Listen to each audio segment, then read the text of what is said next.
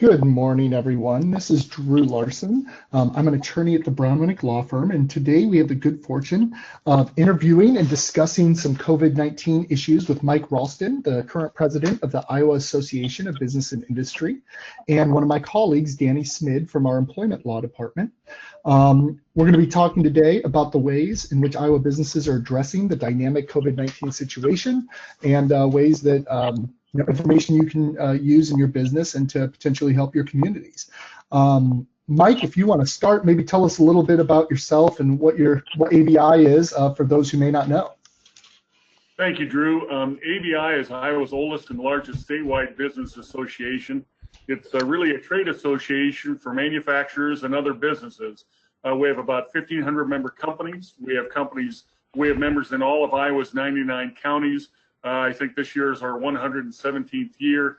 I should tell you, in addition to manufacturers, we have utilities, warehousing, distribution, financial institutions, insurance companies, those sorts of things, and law firms too, by the way. is well represented at ABI, and is, by the way, the firm is ABI's counsel of record, and we're grateful for the assistance we get there. I will end with saying that the one thing we don't have at ABI, we don't have a lot of retail. There's a great retail federation in Iowa, and most of the retailers in the state are active there. We do have the large grocery store chains that are members, but that's it as far as retail. Wonderful, thanks. And Danny, do you want to do a quick introduction as well, a little bit about your practice and sort of what you've been dealing with in the last couple of weeks? Sure. I'm Danny Smid. I am an attorney at BrownWinick, practicing in the employment world, labor and employment world. I've been at BrownWinick for a very long time. I took 7 years off from BrownWinick and went in-house with a business, actually a utility, and was able to kind of see the inner workings of employment law from the inside, which gave a little more perspective to how to make decisions, not only based on legal risk, but also on business needs, etc. The past couple of weeks, I've been, as you can imagine, answering a lot of questions in regard to the COVID-19, as well as trying to help employers navigate new laws that are coming down, quite honestly, almost daily.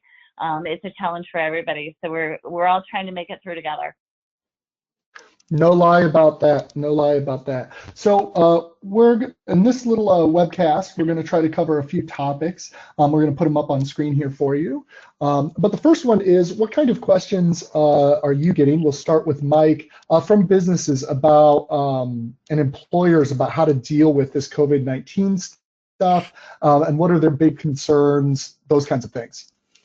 Well, when it comes to concerns, Drew, I'd say they fall into two categories. The first is manufacturers in particular are concerned with whether or not the governor will issue a stay-at-home, a shelter-in-place order. And obviously, our folks want to stay in business. They want to keep manufacturing, and so they're concerned if that kind of an order comes down, that'll mean that their workforce won't be able to work, and so they're concerned about that. The second has to do with what kinds of assistance are available to them and to their employees, and those seem to fall around mainly unemployment compensation, that sort of thing. I should have said, by the way, the first concern they have is for the safety and well-being of their employees and their families. But when it comes to questions related to this crisis, other than that, it's we want to stay in business, and how can we take care of our people? Yeah, no, not surprising. Danny, is that pretty consistent with what you've been seeing and hearing? It's 100% consistent. 100% consistent, Drew. Definitely, employers are concerned for the welfare of their employees and their employees' families, as well as just trying to make it through this so they can keep, stay in business and keep their employees employed and everybody else moving forward. Yeah, I do know that we've been seeing lots of communications, obviously, from the governor's office, both with the emergency declarations and others. And I've heard that there's been obviously lots of work about how do we deal with some of those issues, assistance to employees, businesses, and others to make sure that they can survive and weather this crisis. Mike, what have you heard, or what are you seeing, whether it be from the governor's office or the Iowa Department of Economic Development or Economic Development Authority? What are you seeing out there that's sort of being worked on, that's public? Is there efforts? We see tons of stuff. I'm just curious what you're seeing and what there's been the most interest in. I'll bet we see similar things, Drew. Sounds like Danny and I, anyway, have had some of the same things come across our desks. The thing that we are in daily, sometimes hourly contact with the governor's office and her staff, and with Debbie Durham, the director of the Iowa Economic Development Authority. And those, again, kind of fall into two categories. The first is we want to make sure those officials know that for the economic well-being of Iowa, for its workforce and their families, we really need to keep manufacturing going in this state. And then second, we have a number of manufacturers that want to help. And so they've come to us and said, hey, pass on to the governor or to whomever is the appropriate person that we manufacture this, but we could manufacture that, or we don't have the capacity to do X, but we could help with Y. And so we passed on all that information, and the state government is developing a matrix to, as I'm sure you all know, to provide some assistance when it comes to PPE and that sort of thing. That's really good to know. And you guys are still taking information, so anyone who listens to this that has some way they believe they could help, they should reach out to you? Yes, please. I'll be happy to take it. We about a week ago, we sent most of our staff home to work from home. There were only a couple of us who were coming in the office. We're very far apart, so I think we're safe. But that'd be great. We are passing all that information on. We'd be happy to do it whether they're an ABI member or not. Wonderful. That's good to know. And we will provide your contact information in the last slide here so that people can reach out to you if need be. So Danny, how about you? Is there anything in particular you're seeing, or questions or actions, whether at the state or federal level, that are being taken to help deal with some of these employee issues, and I guess help people weather the storm? Yeah, absolutely. So what's happening is changing daily, as you can imagine. We're having briefings from the governor and from the president pretty much daily as we go forward. I agree with Mike in the manufacturing sector. The big issue is how do we keep operating and be able to help our state as well as our nation to make it through this. Manufacturers are a little bit different in that, a lot of the questions that I see is, what if we have an employee that's either been exposed or potentially been exposed, and they come into the plant? How do we keep functioning if we can? So we try to answer a lot of those questions. From other industries, a lot of other industries are very much trying to institute and are instituting work from home programs, work remotely programs, including our firm, quite honestly, so that employees can continue to work and can continue to get paid.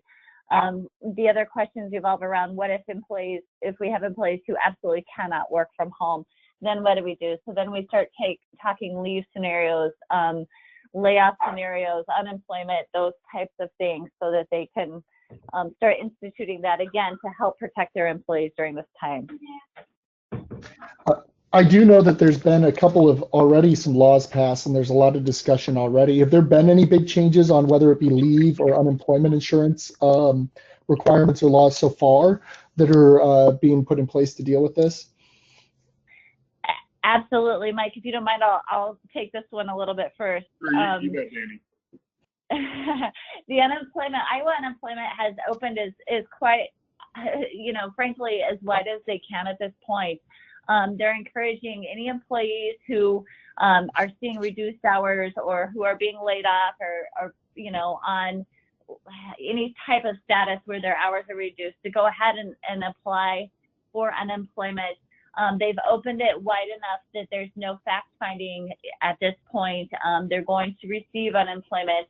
They are at this point asking employees to use whatever paid leave they have available first, and then turn to unemployment from there. And so it is much easier to access unemployment in Iowa right now. And quite honestly, one of the benefits for employers is that those unemployment claims will not hinder the employer in any way. So it's not going to fall on their bottom line at this point while this is happening.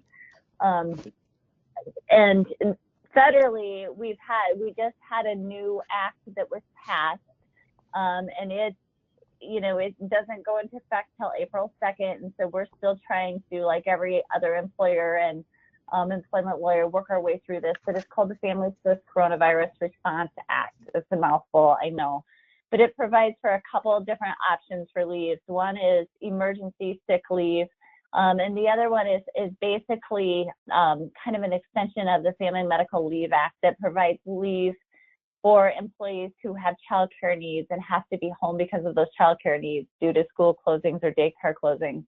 It does provide for 12 weeks, 10 of which are paid under that new law. Okay. I was going to say, Mike, have you seen anything sort of moving on past the employees, though recognizing we'll probably circle back there because that does seem to be the thing that's most impacted. Are there any particular industries in your membership that seem to be the highest impacted or be taking the brunt of this? Boy, it'd be hard to say, Drew. It seems like everybody's in the same boat. We're fortunate, you're a manufacturer as well as an attorney, or have been. And so you know that everybody gets impacted, and everybody has been impacted. Echo what Danny said, the best thing the state has done is open up unemployment, make it much more accessible. That's been a good thing for employees and employers. I would say, by the way, there are two other things the state has done that have been helpful. One is to extend tax deadlines, and you all know about that at BrownWinick. You got a great tax department, but it's a big deal to individuals and to businesses.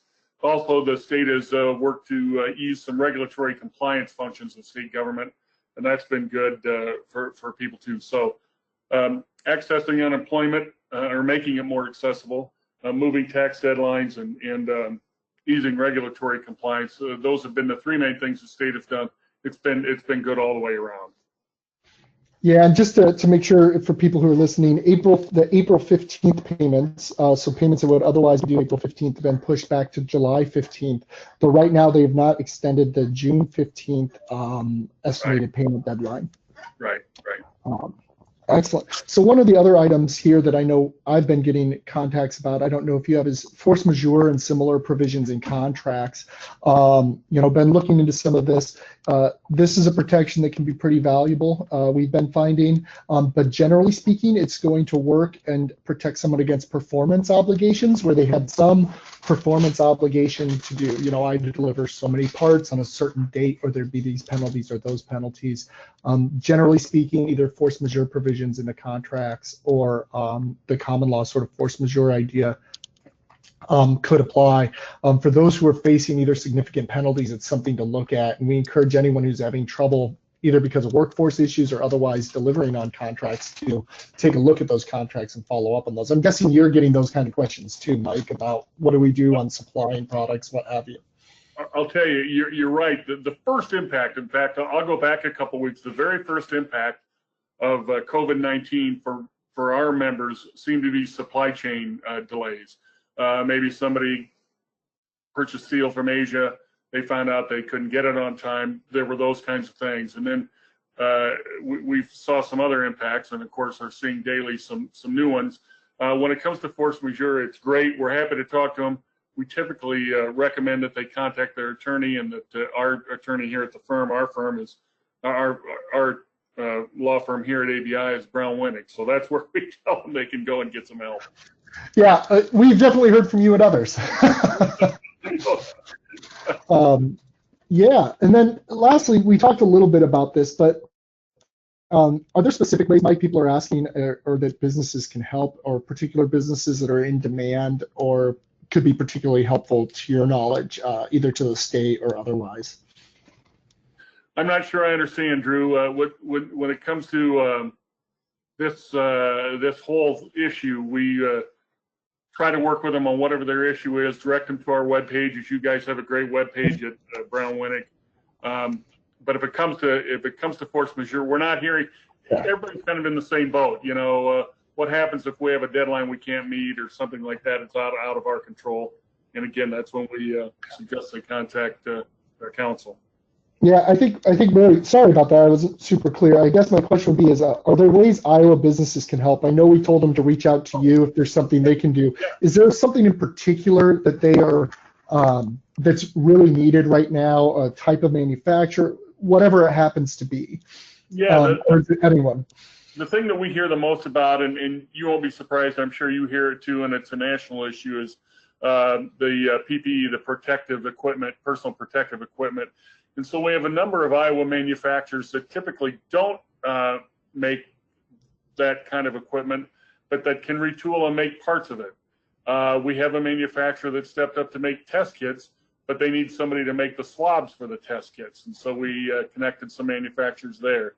We have a manufacturer in the state that stepped up to make some of the face shields and those sorts of things. They typically make it for fire departments and firemen, firefighters, I should say. But now they're gonna change their process slightly to make it for health workers. That's the thing that we hear mostly. That's the biggest need, aside from what employees are dealing with and families are dealing with. The biggest need we hear about is for more personal protective equipment. One of the things I always love talking with you about, Mike, is all the many different ways and different things Iowans do to make a living and contribute to our economy and society. And who knew there was some place in Iowa making PPE for firefighters? I guess maybe you did. I did not. That's awesome. Well, I think the biggest manufacturers of fire equipment, fire protective equipment, is in Iowa, by the way. Well, there we go. Well, I think. Go ahead, Mike. We've had Iowa manufacturers step up and make hand sanitizer. Craft brewers have done that. A lot of things going on that at least there's a positive side to this crisis. No lie. Well, I think we've covered most of our topics. I guess I'll give each of you an opportunity for any parting words of wisdom or thoughts before we sign off here. Mike, any last thoughts? Just that we're all in this together. If there's any way that any of us at ABI can help anybody, whether they're an ABI member or not, we want to do that. And so I ask you to please go to the resources page there in this series and contact us. We'll do all we can to help. Wonderful. That's appreciated. How about you, Danny? Sure, Drew. Thank you. I would echo exactly what Mike said. I mean, we are all in this together. And I know it's really hard for a lot of people, a lot of employers, a lot of employees. We're here to help and can answer the questions best we can. Again, it's a constantly evolving situation from things that are coming down from the government, et cetera. And we will do our best absolutely to keep our resources page up to date. If anybody just wants to talk through things, walk through things, bounce things off, we are here to do that at any time. Wonderful. Thank you. Well, I think these two say it much more eloquently to me, so I have nothing else to say. The resources page is available here. You'll also see that we have a page showing everyone's contact info if you need to get a hold of Mike, Danny, or myself, or any of your BrownWinick attorneys. With that, thank you for listening. Hopefully you found this useful, and we'll hopefully do some more of these updates as we go over the coming weeks. Thank you.